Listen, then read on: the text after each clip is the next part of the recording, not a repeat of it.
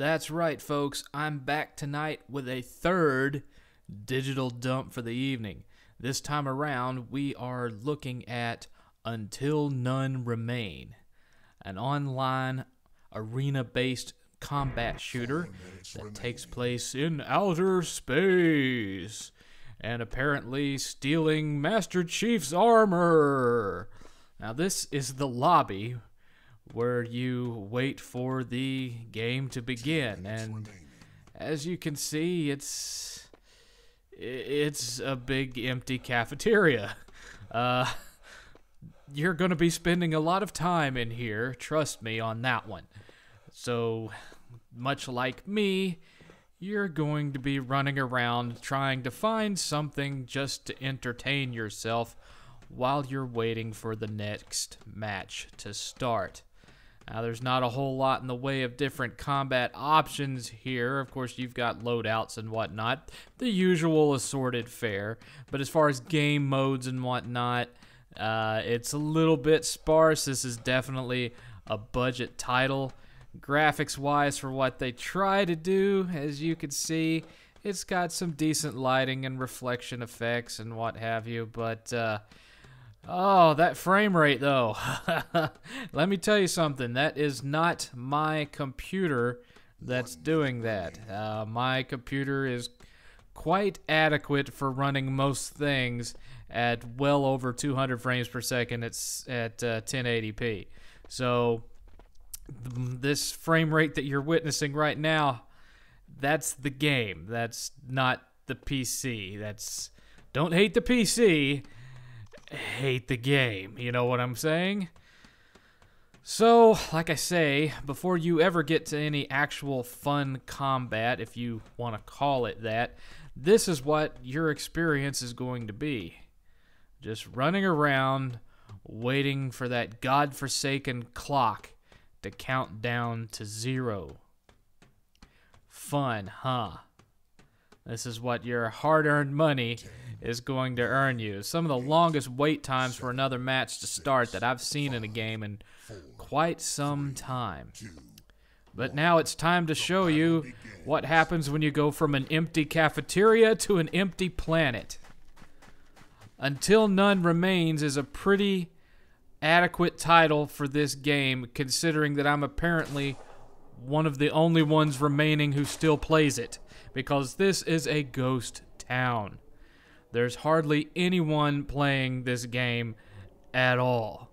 Now, you've got obviously some vehicular gameplay that you can partake in, but there ain't that much to it, as you can see. And it's not exactly thrilling, exciting combat, folks, for the simple fact that there aren't that many people playing it, and the ones who are playing it are probably getting about the same performance level out of it as I was. Now, this is supposed to be some strange alien world, but you see a lot of repeating objects and geometry and different buildings and structures over and over again. It's like they built the levels out of a No Man's Sky color form kit. Yeah, color forms. That's a thing from the 80s. Look it up, kids. And what do you know? Something I could actually shoot at. What a shocker. I'm so surprised.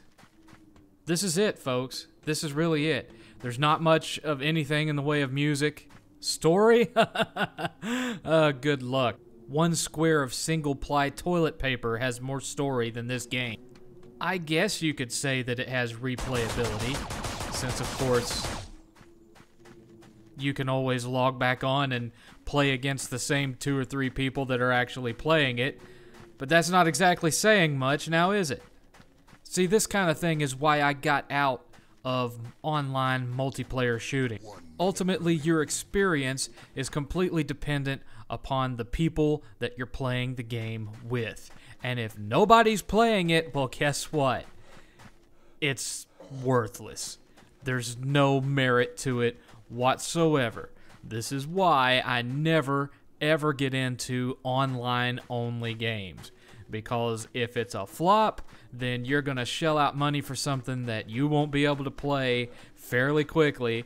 And even if it's a success, eventually they shut down the servers, and then you're stuck having paid God knows how much with DLC added in for something you can no longer enjoy.